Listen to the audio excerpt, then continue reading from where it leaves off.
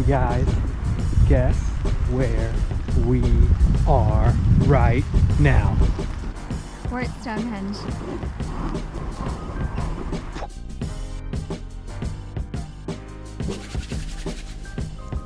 Stonehenge. Yay! Check it off the bucket list. It's one of those awesome places to Wait, where... I gotta go to the... I said to Andy, hey, let's go to Stonehenge. It's one of those places that you really just read in a book or you look at as you're getting young, as you're getting older, I'm sorry, and you start to think to yourself, man, I'll never see these places. And that's what we did today. I had one of my, one of those childhood epiphanies to where it's like, I did too. oh my gosh, there's Stonehenge right there. Yeah, so we decided to take a tour bus there because after doing some research, it's 86 miles west of London and there's nothing around it. There's really, really tiny towns, but it's not like you could take a train somewhere and make a day of it. It's really kind of out on its own and a standalone. So a lot of people recommended just taking a tour bus. So we did, and as you go into the middle of nowhere in the countryside, you can see it off into the distance, and that's when Andy and I both looked at each other and had that kind of like surreal moment, this humbling experience of, I'm seriously looking at Stonehenge off in the distance, and it was breathtaking. It was so cool. And so then the tour bus parks, it's literally 1 mile away, the parking lot, and there's like an exhibition museum, and then they shuttle, constantly shuttles are going up the mile path to Stonehenge, which I think is really cool because then it's not a lot of like buses and things. You can really walk around all over the fields. And so we got on the shuttle. It was pouring down rain again. Yep. It was awesome because there were so many less tourists and we got so many good pictures without people in our pictures that it was really great. And it was good because we had the kids and we didn't have to deal with a lot of crowds. So it was I don't even have words to describe, I don't think. So initially, Andy said the stones are bigger than he thought, and they are really big. Super tall. But what I didn't expect, that it's really kind of more closer together. So when you see aerial views of it, it looks kind of like this big, circle. Yeah. And it's a lot more compact and close together than it looks, obviously, on probably like a wide camera lens. So that was kind of like I didn't think it would be that compact. I didn't think it would be that remote. I mean, there are sheep like right next to it in a field, and I'm like, I can't imagine being that farmer just farming, by Stonehenge. But it is very remote, and there are just burial mounds around it. Yeah, so everywhere. I think that's where we were naive too. Is I didn't realize that how many acres of burial mound. It's, oh geez, I have no idea.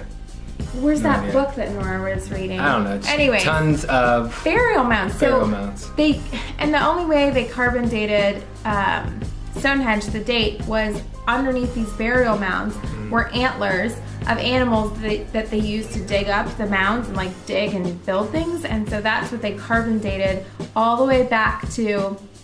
So it's 5,000 years old. So it was almost 3,000. They're estimating 3,000 BC, which I can't even comprehend in my head that was 5,000 years ago.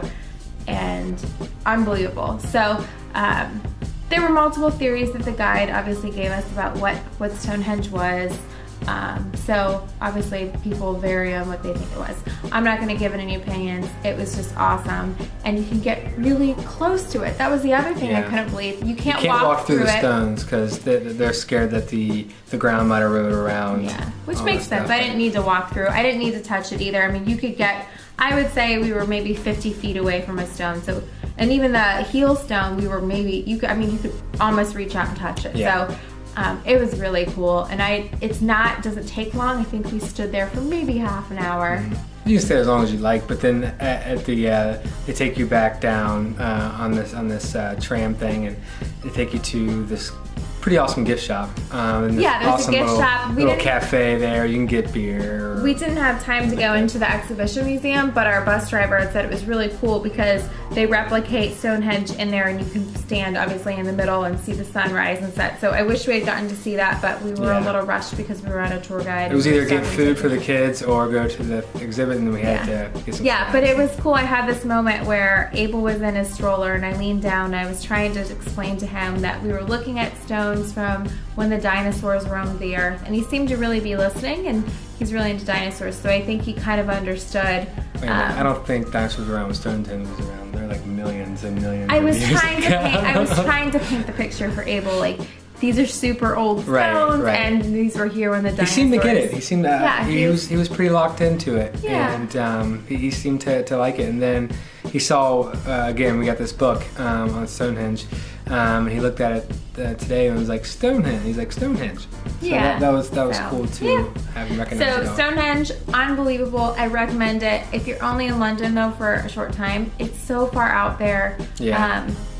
I don't know. A guided bus tour was a quick wham bam, see it and come back. So I think it was awesome. I'm so excited we saw it. It gets as many tourists as the pyramids, so it's definitely up there on a must-see list. So cool. Yeah.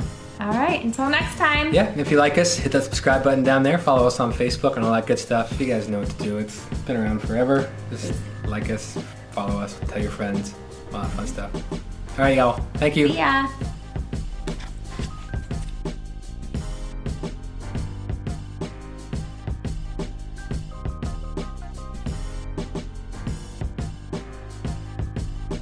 Lovely day today we're having here in England. It is probably 75 and sunny.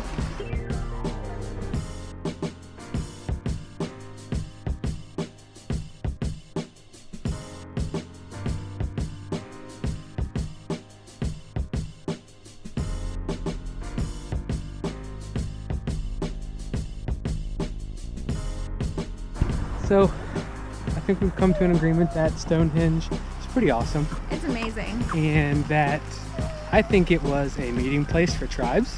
I think it's a temple. And it's a temple as well.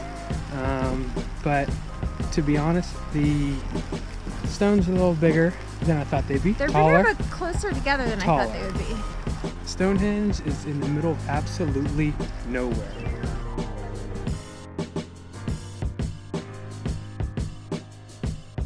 Absolute desolate area in the middle of nowhere.